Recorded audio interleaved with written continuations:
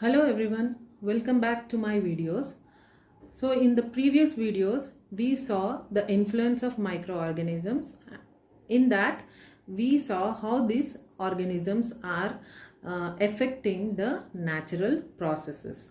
So today we shall see how these microbes are used as life-saving drugs, among which we shall study about the antibiotics. So these antibiotics are what are antibiotics? Antibiotics are generally defined as the antimicrobial substances that are used to fight against certain bacterial infections. So how does these antibiotics act? These antibiotics act either by killing or inhibiting the growth, or it can also act upon the reproduction of the bacteria. So that's how we get protected by certain bacterial infections by using the antibiotics. So these are the few examples of the antibiotics which are produced by the bacteria. These are the producing bacterial strains, and these are the examples of the bacteria used in certain bacterial infections. So the first one is bacitracin. Bacitracin is produced by the bacteria Bacillus subtilis, and it is generally used in certain skin infections. Next is gentamicin. Gentamicin is produced by the bacteria Micromonospora purpurea, and it is being used in certain serious bacterial infections such as meningitis, endocarditis, and pelvic inflammations and urinary tract infections. Now the next, erythromycin, tetracycline and streptomycin are produced by Streptomyces. This is a kind of soil bacteria. Mostly it is been found that these antibiotics are generally produced by the soil bacteria. These three antibiotics are produced by Streptomyces. So erythromycin. Erythromycin is used in certain chest infections such as pneumonia, and also it is used in skin problems such as acne and to treat rosacea, and also used in dental abscesses. And next is tetracycline. Tetracycline is also used in pneumonia and certain respiratory tract infections, and also it is used in skin, eye, lymphatic, intestinal and genital infections, and also urinary tract infections. And it is also been found that it is used in the infections that are spread by ticks, lice and mites. Next, streptomycin. Streptomycin is produced by the same organism and is being found to used as the first line of medicine in the treatment of tuberculosis, and also is used in certain treatment of certain sensitive gram-negative bacterial infections. Now the next example is penicillin. Penicillin is a kind of antibiotic produced by a kind of fungal strain, that is Penicillium chrysogenum, and this particular antibiotic is being found to be used in treating pneumonia, and also as it is used for treating respiratory tract infections and scarlet fever, and also used in ear, skin, gum, mouth and throat infection. So these are few examples of antibiotics which are used in certain general bacterial infections, and I have here mentioned anti-cancer antibiotics, examples of anti-cancer antibiotics also, anthracycline and mitomycin, which are again produced by Streptomyces. So as we all know, cancer is a dreadful disease, and till now there is no proper permanent or complete cure for, okay, treatment is there to certain extent. If the cancer is diagnosed in its earlier stages, we can control the disease, but there is no proper medicine for this particular disease. So in controlling that particular dreadful disease, anthracycline and mitomycin have been used.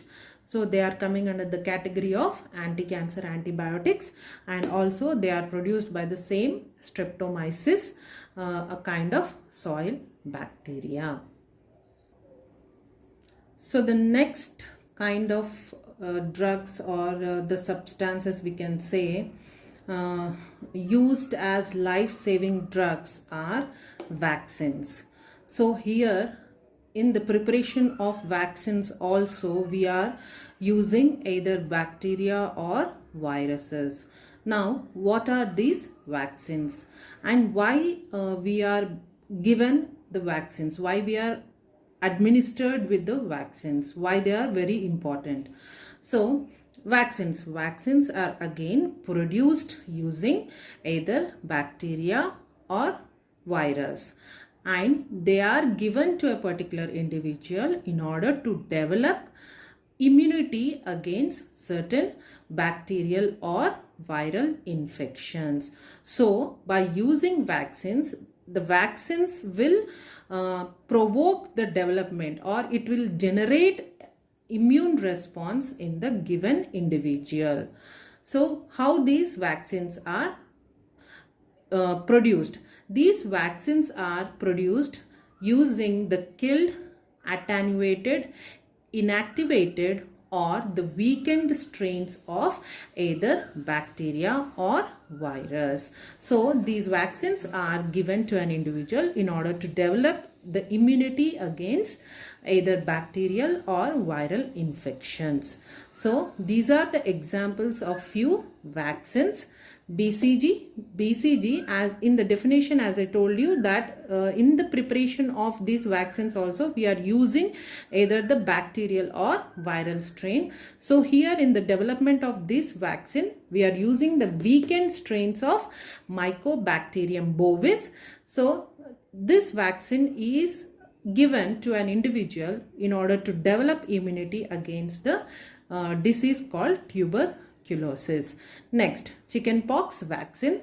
Chickenpox vaccine is developed using varicella, which is a kind of virus, and this vaccine is given to an individual in order to protect from chickenpox infection or in order to develop immunity against chickenpox infection.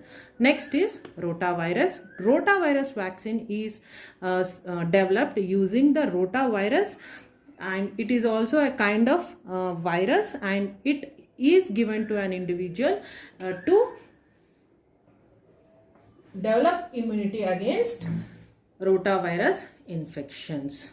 So these are also coming under the category of life-saving drugs, but the mechanism of action will be different when compared to the antibiotics. The vaccines are given to an individual, once again I am repeating, to develop or generate an immune response or immunity in the respective individual. So apart from antibiotics and vaccines, these microbes are also used in drug delivery. So what is drug delivery? If we consider a particular pharmaceutical compound which is called as a drug, in order to show its precise targeted activity, that drug has to reach the affected area, reach that precise affected area where it has to show its activity. If it doesn't reach properly the targeted area, then it may also disrupt other cells or organs. So these microorganisms are functioning like an important tool in that particular drug delivery. They are helping that particular drug to reach the targeted cell or organism. Next is viruses are also used as vectors in gene therapy. Gene therapy is nothing but treating the disease at genetic level. As we all know that the genes are also playing a vital role or are becoming the reason for certain diseases such as diabetes, cancer, and certain autoimmune disorders. So, the defective genes or the inappropriate expression of genes are leading to certain diseases. So, to treat that particular disease at the genetic level, nowadays gene therapy is being used. So in that particular process, viruses are serving as vectors. That means they are serving as vehicles. Again, how these things are happening or how the process is taking place, again it's a vast area to understand. So like this, microorganisms are very useful in life-saving drugs in the form of antibiotics, in the form of vaccines, and also in curing cancer in the form of anti-cancer antibiotics, and also have been used in the drug delivery and also in gene therapy. So like this, they are showing their huge effect in the medical field in the form of life-saving drugs. So that's all for this video. Thank you for watching. Thank you.